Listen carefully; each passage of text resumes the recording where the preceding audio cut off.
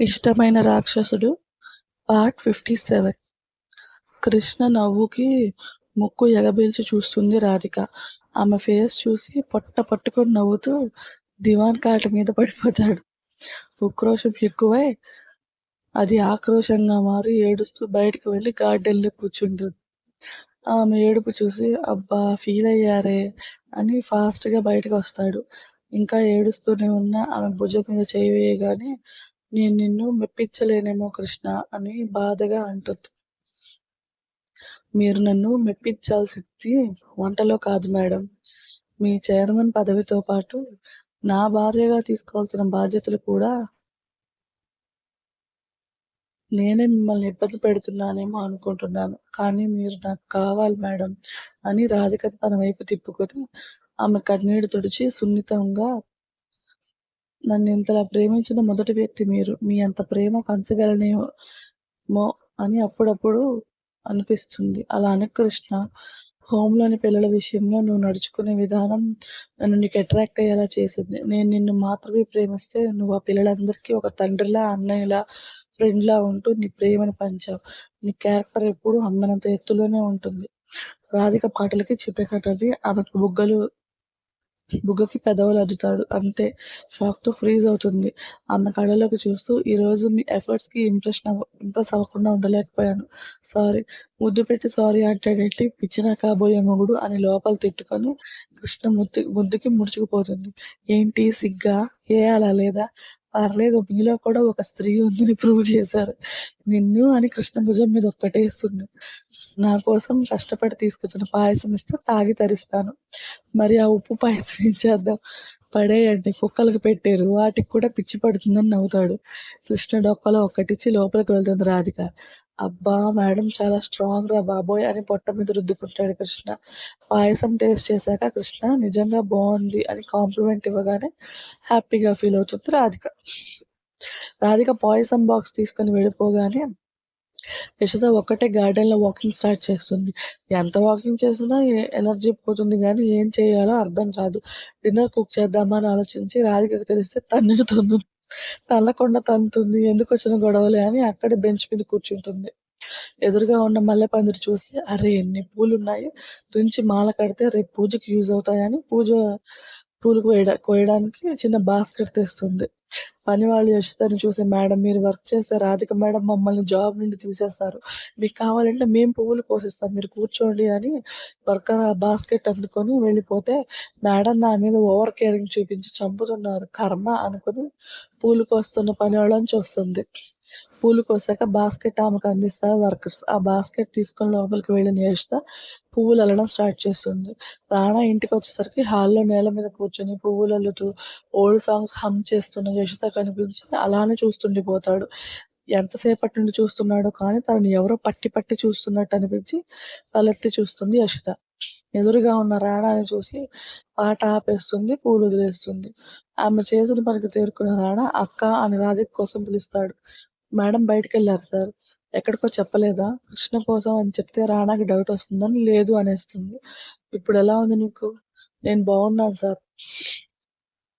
Coffee చేసేంత బావున్నావా?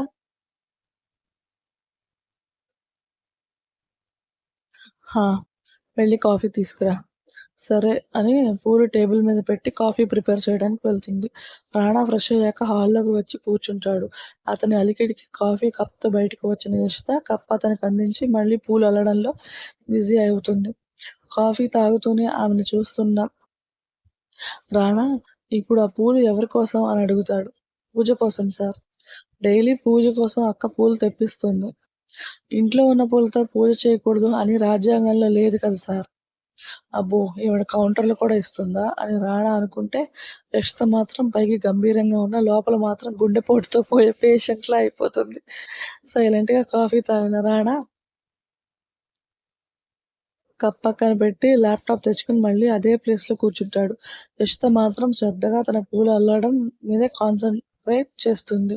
Work చేస్తూనే యషితని గమనిస్తున్న రాణా డిన్నర్ కోసం షెఫ్ మెన్యూ అడగగానే రాధిక కోసం చూసి ఆమె లేట్‌గా వస్తుందేమో అని యషిత వంక చూసి ఆమెను పిలుస్తాడు. యషి హా! డిన్నర్ ఏం తింటావు? ఏదైనా లైట్ ఫుడ్ ఓకే. ఓకే అని రాధిక కోసం, తన కోసం కూడా కలిపి మెన్యూ చెప్పిన రాణా యష్‌తో చూపుకి ఏంటి అన్నట్టు చూస్తాడు. ఏం లేదని చెప్పి తన పని తను చేసుకుంటూ పోతుంది. రాధిక వచ్చే టైంకి యష్‌ది రాణా ఎవరి ప్లేసెస్‌లో వాళ్ళు కూర్చొని ఎవరి పని వాళ్ళు చేసుకుంటూ ఉంటారు. చిన్న రాధిక పిలుపుకి తల తిప్పి చూసిన రాణా ఎక్కడికి వెళ్ళావక్కా అంటూ ల్యాప్‌టాప్ పక్కన పెట్టి ఆమె వైపు అడుగులు వేస్తాడు. చిన్న వర్కుంటే వెళ్ళాను కన్నా లేట్ అయిందా? లేదు వెళ్ళి ఫ్రెష్ అవ్వు డిన్నర్ చేద్దాం. సరే అని యషితకి ఒక నవ్వు విసిరి తన గదిలోకి వెళ్ళిపోతుంది. అల్లిన పూలన్నీ ఒక పెద్ద ప్లేట్‌లో సర్కిల్‌లా అరేంజ్ చేసి చేతులు నొప్పికి నవ్వుకుంటూ తన గదిలోకి వెళ్తుంది యషిత. అంత నొప్పులు పుట్టేలా పూలు అల్లకపోతే ఏమైందో అని రానా అనుకుంటే రాధిక కిందకి రావడం చూసి సైలెంట్‌గా డైనింగ్ టేబుల్ దగ్గరికి వెళ్తాడు. యషి ఏది చిన్నా? తన రూమ్‌లోకి వెళ్ళిందక్కా.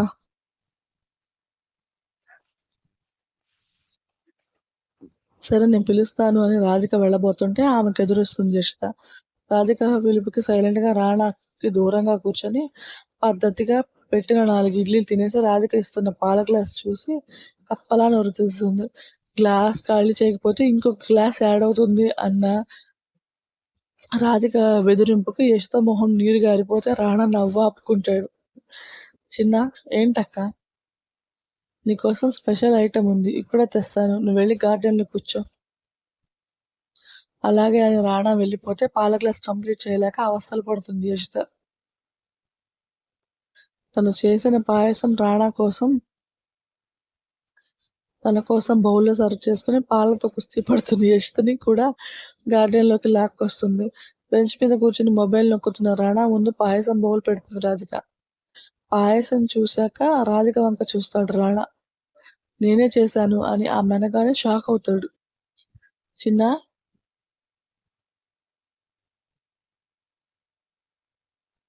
హా! అక్క.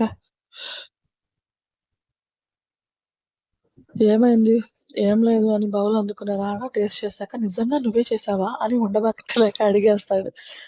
చిన్నా అని చిరుకోపంగా అంటుంది రాధిక.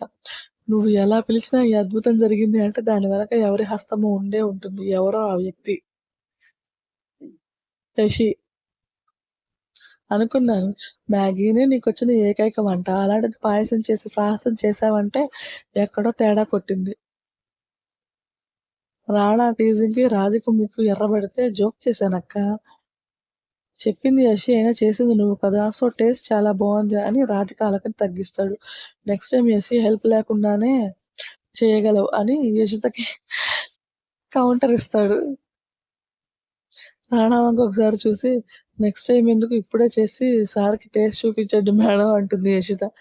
వీళ్ళిద్దరూ ఏంటి ఉప్పు నిప్పులా చేరి నా కొంప తగలెట్టేలా ఉన్నారు అని కృష్ణ దగ్గర చేసిన తన ఉప్పు పాయసం గుర్తొచ్చి వద్దే Yashi practice makes man perfect అంటారు. అలా చెయ్యగా చెయ్యగా ఏదో ఒక రోజు వస్తుంది కానీ ఇప్పుడు ప్రయోగాలు ఎందుకు? రాధిక వంక ఒక చూపు చూసి తన పాల గ్లాస్ ఖాళీ అయిందని బోర్లా తిప్పి చూపించి ఇంట్లోకెళ్ళిపోతుంది యషిత. ఆమె మాట తీరుకి రానా అలానే చూస్తుంటే ఏంటి చిన్నా మీ ఇద్దరి మధ్య ఏం జరిగింది? ఇద్దరూ మాటల యుద్ధం మొదలుపెట్టారు. ఏముంది ఆల్రెడీ జరిగిన దానికే మీ ఫ్రెండ్ నా మీద కోపంగా ఉన్నట్టుంది. దేని గురించి చిన్నా? నువ్వు తనతో మాట్లాడకపోవడానికి రీజన్ నేనే అని నిన్న నా మీద గొడవకు దిగింది. ఏంటి యషి నీ మీద గొడవ పడిందా? అని కళ్ళు పెద్దవి చేస్తుంది రాధిక. తన గురించి నువ్వెలా ఫీల్ అవుతావో నీ గురించి తను అలానే ఫీల్ అవుతుంది. సో రీజన్ నేనే అని బ్లేమ్ చేసింది. ఎంత కష్టం వచ్చింది చిన్నా నీకు? ఇది నిజంగా నా మీద జాలితో అంటున్నావా? వెటకారం కలిపి అంటున్నావా? నీ మీద జాలితో అంటున్నాను చిన్నా. వెటకారం ఎందుకంటాను? ఏమో నీకు మీ ఫ్రెండ్ అంటేనే కాస్త ఎక్కువ ఇష్టంలా అనిపిస్తుంది. ఎంత మాట అన్నావు చిన్నా? నీ తర్వాత ఎవరైనా కానీ యషి నువ్వు ఈక్వల్ అని నవ్వుతుంది. అలా చెప్పు నేనేదో ఫీల్ అయిపోయాను ఇప్పటి వరకు. నువ్వు అలిగినా నా ఆన్సర్ మార్చలేను చిన్నా. సారీ.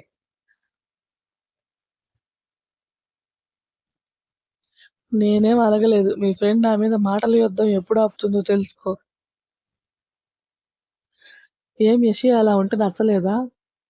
నువ్వేదో అనుకోకు. తను నన్ను బ్లేమ్ చేయడం నచ్చలేదు.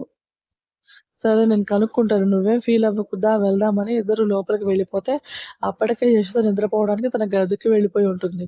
అబ్బో! ఇది నిజంగానే సీరియస్‌గా ఉంది. విషయం ఏంటో కనుక్కోవాలి అని యశోద కోసం వెళ్తుంది రాధిక.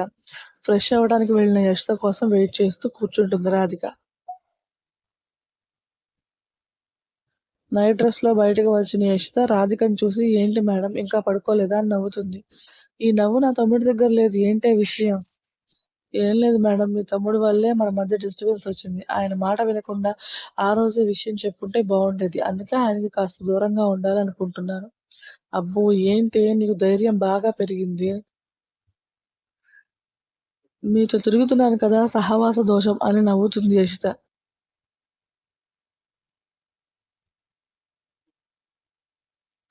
ఆమె మాటలకి యషితని మింగేసేలా చూస్తుంది రాధిక. స్టోరీ నచ్చితే లైక్ చేసి, షేర్ చేసి, కామెంట్ చేయండి. ప్లీజ్ సబ్స్క్రైబ్ చేసుకోండి.